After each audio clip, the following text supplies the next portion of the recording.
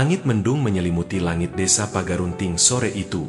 Awan gelap menggantung rendah seolah mengikuti mobil dinas berdebu yang perlahan masuk ke jalan tanah, membelah hamparan sawah dan hutan rimbun di sekeliling desa.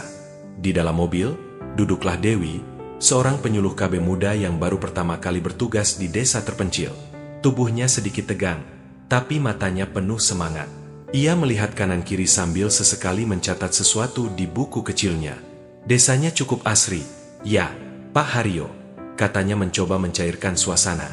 Pak Haryo, lelaki tua berusia sekitar 60-an, duduk di sebelah sopir. Wajahnya tenang, tapi sorot matanya tajam. Ia adalah mantan kepala desa sekaligus pendamping lokal untuk tim KB yang ditugaskan pemerintah. Ia mengenal betul seluk-beluk desa ini, lebih dari yang seharusnya.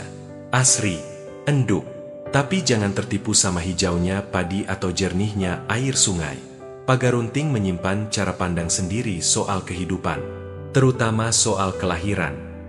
Dewi mengernyit, tak mengerti sepenuhnya. Maksudnya, Pak Haryo menoleh pelan, bibirnya melengkung kecil. Nanti malam kamu akan mengerti. Tapi ingat baik-baik, jangan bicara soal membatasi kelahiran di depan sembarang orang. Mereka disambut dingin. Tak ada barisan anak-anak kecil berlarian. Tak ada senyuman hangat ibu-ibu. Hanya tatapan datar dan langkah mundur ketika Dewi turun dari mobil dengan rompi bertuliskan, "Keluarga berencana, keluarga sejahtera." Di pendopo, Dewi berdiri percaya diri sambil memegang selebaran. "Selamat sore, Bapak dan Ibu sekalian. Saya Dewi, penyuluh KB dari Kabupaten. Kami ingin berbagi informasi penting agar keluarga di Pagarunting semakin sehat dan sejahtera." Warga tetap diam. Hanya suara ayam dan bambu bergoyang yang terdengar. Di barisan depan, duduklah seorang wanita tua berambut panjang keperakan dengan mata tajam. Bu Gendhis, dukun beranak paling dihormati sekaligus ditakuti di Pagarunting. Di sampingnya, seorang pria tua dengan tongkat kayu ukir dan kalung akar kering di leher. Kakek Sakti, tetua desa. Pak Haryo maju, mencoba menengahi. "Warga Pagarunting, saya tahu kalian percaya pada adat. Tapi dengarkan dulu. Program KB ini bukan untuk melawan alam. Ini untuk membantu kehidupan." Kakek Sakti berdiri perlahan. Suaranya pelan namun menggetarkan. "Kami tidak butuh rencana manusia untuk hal yang sudah diatur oleh Dewi Kesuburan." Bu Gendhis menyambung dengan suara dingin. "Anak-anak yang lahir di desa ini bukan hanya dari rahim ibu mereka, tapi dari rahim bumi. Siapapun yang menolak kelahiran akan ditagih olehnya." Warga mulai berbisik-bisik. Dewi menatap bingung. Dewi menginap di rumah dinas yang terletak di pinggir desa, dekat sawah dan hutan bambu. Rumah itu kecil dan tua, dindingnya tipis, dan pintunya berderit pelan setiap kali tertiup angin. Listrik hanya hidup sampai pukul 10 malam. Malam itu, setelah membereskan selebaran dan laptop, Dewi berbaring. Hening, terlalu hening. Sekitar pukul 1 dini hari, ia terbangun oleh suara tangis bayi. Samar. Lalu ada suara seperti seseorang berjalan di atap rumah. Tak, tak, tak. Ia duduk, berkeringat, tapi tidak ada siapapun. Tak lama, suara tangis bayi makin keras. Lalu berubah menjadi tawa lirih, perempuan, panjang, serak. Lalu bisikan dekat telinganya. "Jangan halangi kelahiran." Dewi menjerit. Ia menyalakan lampu senter. Tak ada siapa-siapa. Tapi di cermin kecil di kamarnya, samar-samar, ada tulisan berembun. "Anak kami, anak tanah." Pagi itu, Dewi menemui beberapa ibu muda di posyandu. Namun, begitu ia menyebut alat kontrasepsi, mereka langsung berdiri dan pergi. Satu-satunya yang mau bicara hanya seorang ibu muda bernama Mbak Lilis, yang wajahnya terlihat pucat. "Saya sebenarnya ingin KB, Mbak. Tapi malam setelah saya berpikir ikut, anak saya panas tinggi, dan saya mimpi dikejar bayi tanpa mata. Saya takut." Dewi terdiam. Ia kembali ke rumah dinas dan membuka catatan. Ia mulai menemukan pola. Beberapa ibu yang mencoba KB atau sekadar berpikir membatasi kelahiran, semua mengalami kejadian aneh. Ia menemui Pak Haryo di sore hari. "Pak, saya rasa ini bukan cuma kepercayaan. Ada sesuatu yang terjadi di sini." Pak Haryo mengangguk perlahan. "Dulu, Sebelum kamu lahir, ada seorang bidan dari kota yang datang ke sini. Ia semangat menyebarkan KB. Tapi, setelah 2 minggu, ia hilang. Hanya sepatunya yang ditemukan di bawah pohon kering dan bekas tangisan bayi di tanah. Apa benar semua ini karena roh? Tanya Dewi lirih. Roh? Bukan sembarang roh. Pagarunting punya legenda tentang Dewi Kesuburan, makhluk penjaga tanah yang mengatur kelahiran. Ia tidak suka campur tangan manusia. Malam harinya, Dewi nekat datang ke rumah kakek sakti, rumah panggung tua yang dipenuhi lilin dan dupa. Ia ingin jawaban. Kakek, saya tidak datang untuk melawan adat, tapi saya ingin tahu, apa sebenarnya yang terjadi jika seseorang membatasi kelahiran di desa ini? Kakek sakti menatap Dewi dalam. Anak-anak yang tak jadi lahir akan tetap menuntut dilahirkan. Tapi karena jalur rahim ditutup manusia, mereka keluar dari jalur lain, dari tanah, dari pohon, dari angin. Makhluk-makhluk itu bukan bayi. Mereka hanya bentuk penuntut. Mereka membawa marah, membawa haus akan kelahiran. Dewi bergidik. Lalu apa yang bisa saya lakukan? Pergilah sebelum tanah ini memanggilmu jadi rahim gantinya. Malam kedua, Dewi kembali bermimpi. Ia berdiri di tengah hutan bambu. Di bawah tanah, suara ribuan bayi menangis serempak. Lalu tanah retak, dan tangan-tangan kecil merangkak keluar menarik-narik kakinya. Kami ingin lahir. Jangan tolak kami. Kamu akan menggantikan mereka. Dewi terbangun dengan tubuh basah keringat, dan darah di perut bagian bawah. Padahal ia tak sedang datang bulan. Esok harinya, Pak Haryo melihat Dewi duduk lemas di serambi rumah dinas. Kamu masih ingin bertahan, enduk? Saya harus tahu, harus melawan. Ini bukan tentang melawan adat, tapi menyelamatkan warga dari ketakutan palsu. Pak Haryo menatapnya dalam. Semoga kamu kuat, karena di Pagarunting, yang menolak lahir akan dilahirkan kembali dalam bentuk paling menyeramkan. Dan di kejauhan, di antara kabut, terlihat Bu Gendhis berdiri diam menghadap rumah Dewi. Mulutnya bergerak seperti komat kamit, dan di tangannya tergenggam boneka bayi dari kain lusuh. Dewi hanya bisa menatap, antara takut dan penasaran. Kabut pagi masih menggantung rendah saat Dewi berjalan menuju puskesmas desa yang terletak di sisi timur Pagarunting.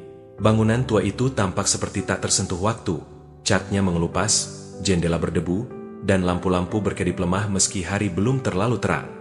Seharusnya hari itu ada sesi penyuluhan kecil untuk ibu-ibu muda, tapi hanya satu orang yang muncul. Mbak Lilis, yang sebelumnya terlihat masih semangat bertanya soal alat kontrasepsi, kini datang dengan wajah pucat dan mata sembab. Mbak Dewi, anak saya. Damar, tiba-tiba panas tinggi. Tapi nggak kayak panas biasa.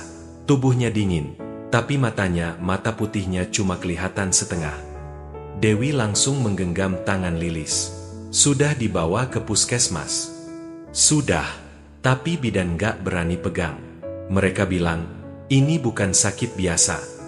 Dewi menghela napas. Kepalanya dipenuhi pertanyaan. Semua ini hanya kebetulan?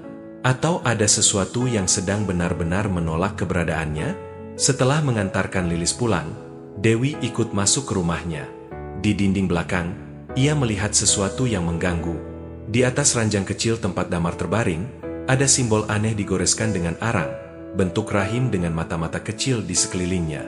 Matanya berjumlah 7. Itu bukan saya yang gambar, Mbak, kata Lilis pelan. Waktu saya bangun jam 3 subuh, simbol itu sudah ada, dan Damar menangis terus sampai azan subuh. Dewi mendekati dinding. Entah kenapa, simbol itu membuat tengkuknya dingin. Ada aura tak kasat mata yang mengintai dari balik bentuknya yang kasar dan primitif. Simbol ini bukan dari buku medis manapun, gumam Dewi. Sore itu, di balai desa, Dewi duduk bersama Pak Haryo. Ia bercerita tentang simbol, kondisi Damar, dan betapa semua ibu yang ikut konseling KB kini mundur. Bahkan ada yang memilih membakar brosur KB yang dibawanya. Pak Haryo hanya menatap kosong ke arah hutan di kejauhan. Angin sore meniup sarungnya pelan. Simbol itu dikenal sebagai tanda pangresik, lambang rahim yang ditolak bumi, ucapnya perlahan. Dewi menoleh cepat. Apa maksudnya? Legenda Pagarunting berkata, bila seorang ibu memutuskan untuk tak menerima anak, maka rahimnya akan diberi anak dari tanah, bukan daging dan darahnya, tapi dari alam lain. Anak dari tanah. Pak Haryo menatap tajam. Mereka tidak lahir, tapi muncul. Mereka bukan manusia. Mereka adalah penagih. Mereka menggantikan yang kamu tolak. Beberapa hari kemudian, kabar menyebar. Seorang ibu hamil muda bernama Sari mengalami keguguran mendadak di tengah malam. Keanehannya, tubuhnya tidak berdarah, tetapi justru membeku, dan ia mengaku merasa ditarik dari dalam saat sedang tidur. Dewi mendatangi rumah Sari pagi harinya. Sari duduk di tikar dengan wajah kosong, tangannya gemetar. Saya mimpi, ada bayi merangkak ke arah saya. Tapi wajahnya tidak ada mata, tidak ada hidung. Hanya mulut terbuka, dan dia bilang, kalau bukan aku, siapa lagi? Di lantai dekat dapur, Dewi kembali menemukan simbol rahim bermata. Kali ini jumlah matanya 9. Dewi mulai goyah. Ia merasa dipantau, bahkan dalam tidurnya. Ia sering terbangun mendadak pukul 3 pagi, waktu saat warga menyebut jam tanah terbuka, saat batas antara dunia manusia dan dunia penunggu paling tipis. Malam itu, saat hendak meminum air di dapur, ia melihat bayangan kecil di depan rumah. Seperti bayi, ia membuka pintu perlahan. Di sana, di tengah kabut, bayi telanjang duduk menghadap rumahnya. Matanya kosong, kulitnya abu-abu, dan di tubuhnya ada bekas tanah yang masih basah. Astaga, bisik Dewi. Ia mendekat. Bayi itu menengok padanya. Bibirnya membuka, suara lirih keluar. Aku bukan ditolak. Aku ditukar. Saat Dewi hendak menyentuhnya, bayi itu menghilang, menyisakan bekas tanah basah dan daun-daun gugur yang menghitam. Dewi tak tahan. Ia mengajak Pak Haryo menyelidiki hutan belakang desa, tempat disebut-sebut sebagai rahim bumi, titik paling sakral di Pagarunting. Saya ingin tahu apa yang sebenarnya terjadi di sini, Pak. Saya tak bisa lanjut kerja kalau tak mengerti apa yang saya lawan, ucap Dewi tegas. Mereka berjalan hingga matahari hampir tenggelam.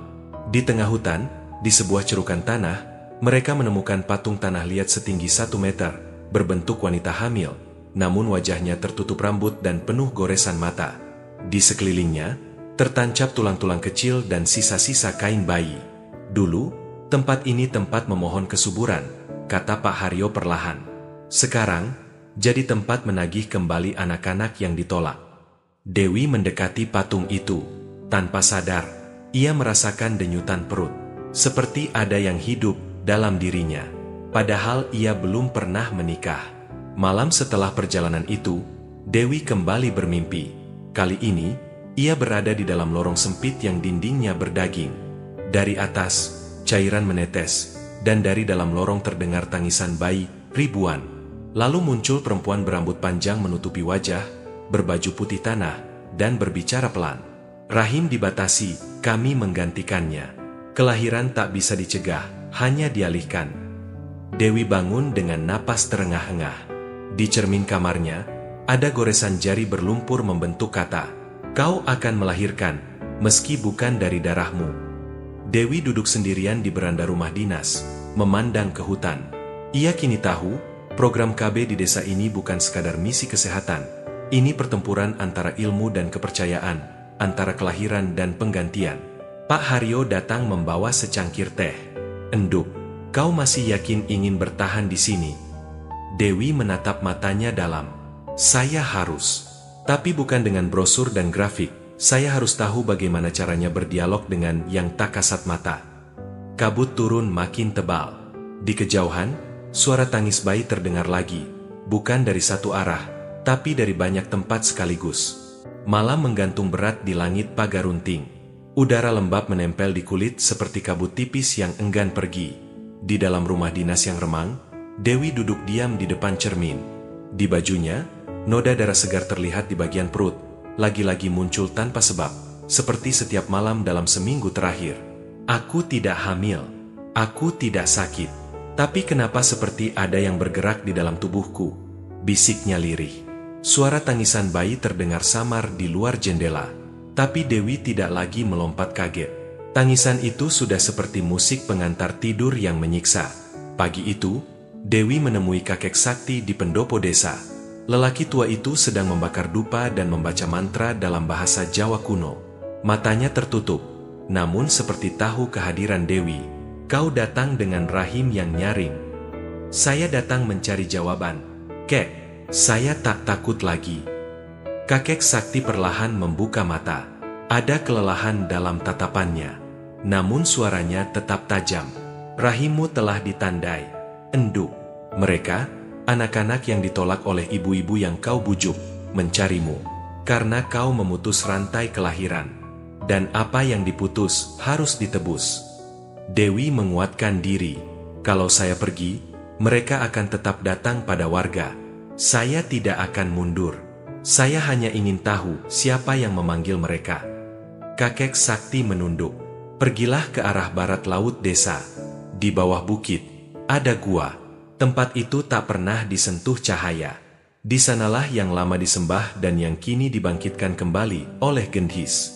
Sore menjelang malam, Dewi menyusup lewat pematang sawah. Ia membawa senter kecil, 1 botol air minum, dan mantra pelindung yang diberikan diam-diam oleh Pak Haryo.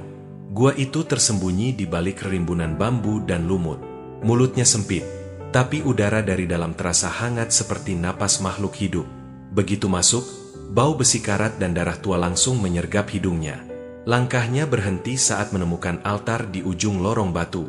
Di atas altar, tersusun puluhan boneka bayi dari tanah liat, sebagian tanpa kepala, sebagian pecah, dan sebagian masih utuh tapi dengan mata merah kecil dari manik-manik. Di sampingnya, cawan berisi darah beku, entah darah manusia atau hewan, dan gulungan kain putih yang telah menghitam. Dinding gua dipenuhi ukiran simbol rahim bermata, serupa dengan yang muncul di rumah-rumah warga. Namun kali ini, matanya bergerak perlahan, seperti hidup. Tiba-tiba, suara lirih bergema di seluruh gua. Suara perempuan, dingin, mengambang. "Jika engkau batasi hidup, maka kematian akan datang menggantikan. Jika engkau tutup rahim, maka rahimmu akan terbuka untuk yang bukan manusia." Cahaya senter Dewi bergetar. Tangannya mulai dingin. Dari lantai gua, cairan merah perlahan mengalir ke arah kakinya. Dan saat ia mundur, terdengar tangisan bayi ratusan dari dalam dinding. Begitu Dewi keluar dari gua, tubuhnya mulai menggigil. Pandangannya kabur. Suara-suara dari dalam tanah kini mengikuti kemanapun ia melangkah. Di malam hari, saat ia hendak berdoa, tubuhnya mendadak kaku. Mulutnya membuka sendiri. Dan dari sana keluar suara bukan miliknya. "Kami lahir dari rahim-rahim yang kau bunuh. Kami tak bisa kembali ke alam kami. Maka kami menempel dan menuntut tempat." Perut Dewi kembali berdarah. Tapi kali ini lebih deras. Ia jatuh pingsan di lantai. Keesokan harinya, Pak Haryo yang khawatir karena Dewi tak keluar rumah langsung mendobrak pintu dan menemukannya tergeletak lemah. Setelah dirawat sementara, Dewi dengan suara pelan menyampaikan apa yang dilihatnya di gua. "Bu Gendhis, dia yang memanggil mereka." Pak Haryo tidak kaget. Ia mengangguk pelan, lalu berkata, "Dulu, desa ini mulai sepi. Banyak perempuan mandul. Bu Gendhis mencari jalan lewat ritual pemanggilan kesuburan dari tanah. Tapi apa yang datang bukan berkah, melainkan pengganti."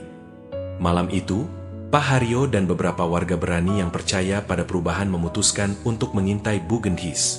Di pendopo tua, mereka mendapati Bu Gendhis sedang melakukan ritual, menanam boneka bayi di tanah, menuangkan darah ayam hitam, dan membaca mantra dalam bahasa aneh. Di sekelilingnya, terdapat foto-foto para ibu yang pernah konsultasi KB, termasuk foto Dewi. Rahim mereka tak layak menerima anak tanah. Maka, rahim baru harus disiapkan. Rahim yang sombong. Rahim yang datang dari kota. Warga yang melihat langsung gemetar. Pak Haryo menyuruh semua mundur. Ia tahu ritual ini tak bisa dihentikan dengan tangan kosong. Setelah kejadian itu, Dewi mulai kehilangan kesadaran setiap malam pukul 3.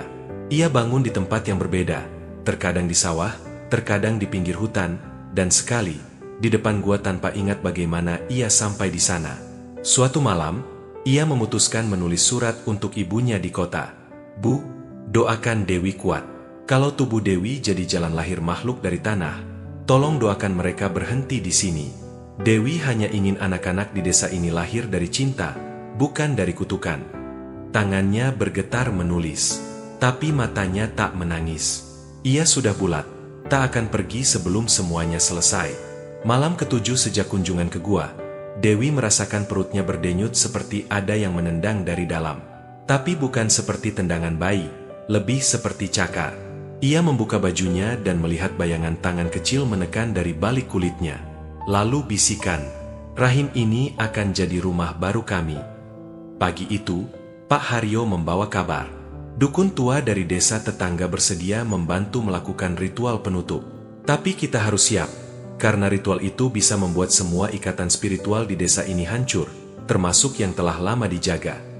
Dewi menatap Pak Haryo, lalu memegang perutnya yang makin membengkak.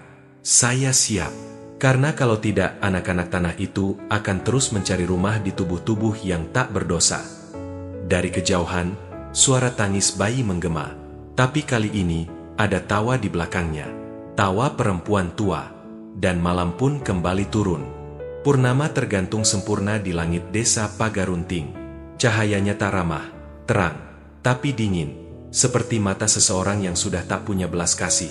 Di bawahnya, dedaunan bergemetar, bayangan pepohonan melengkung seperti tangan-tangan kurus yang sedang menunggu mangsa. Dewi berdiri di teras rumah dinas.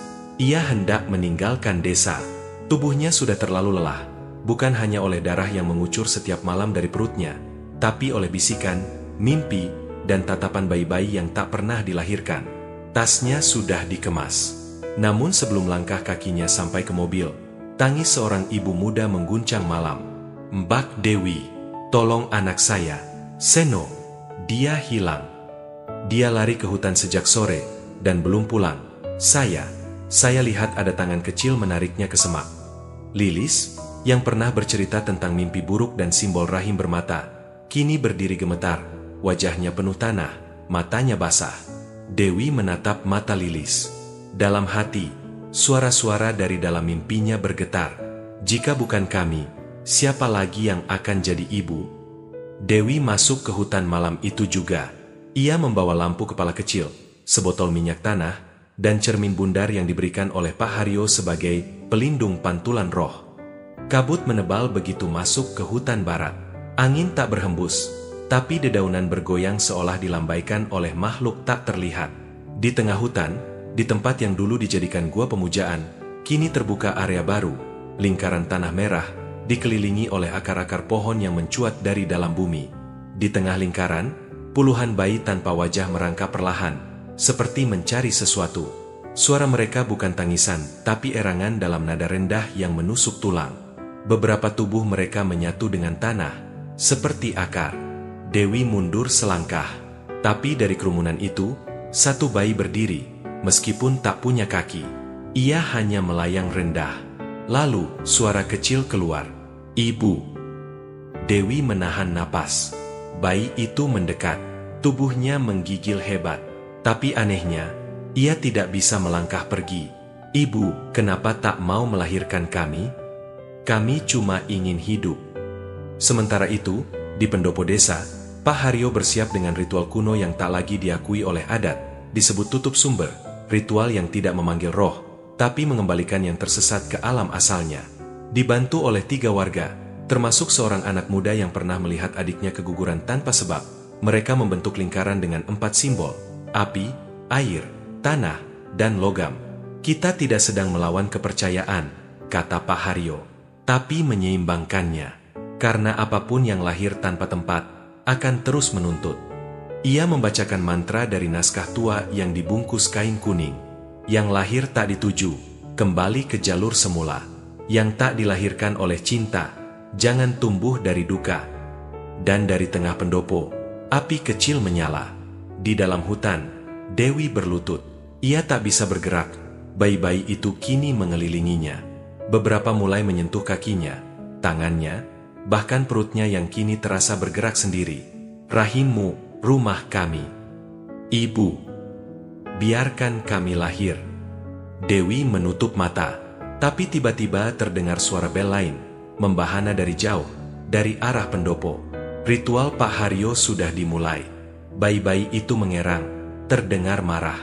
Beberapa wajahnya berubah, lubang besar muncul di tempat wajah, seperti rongga hitam yang tak berdasar. Dewi berteriak dan menyalakan botol minyak tanah. Ia menyiram altar baru di depan lingkaran bayi. Tangannya gemetar, tapi ia tahu, jika ini tidak dihancurkan sekarang, ia akan menjadi rahim abadi bagi mereka semua. Kalau kalian memang dari kesedihan dan ketakutan, biar aku lepaskan kalian dengan api. Ia menjatuhkan korek. Altar menyala. Jeritan bayi menggema, tapi bukan jeritan manusia. Itu jeritan dari tempat lain.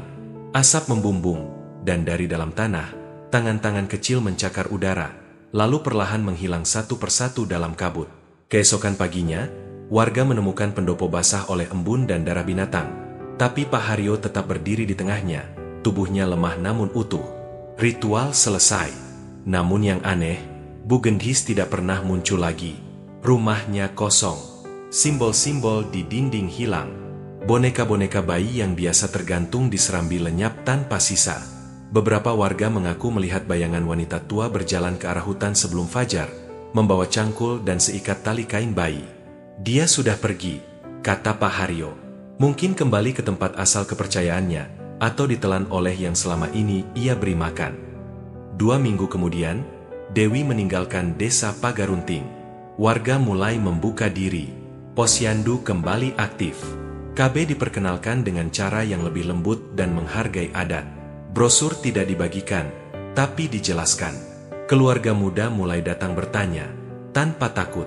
Tak ada lagi suara bayi di malam hari. Tapi malam sebelum berangkat, Dewi berdiri di tepi sawah, memandangi bulan sabit. Maafkan aku, kalau tak semua dari kalian bisa pulang ke tempat asal. Pak Haryo menyentuh bahunya. Kamu sudah membayar, enduk. Tapi mungkin harga itu tidak akan hilang begitu saja.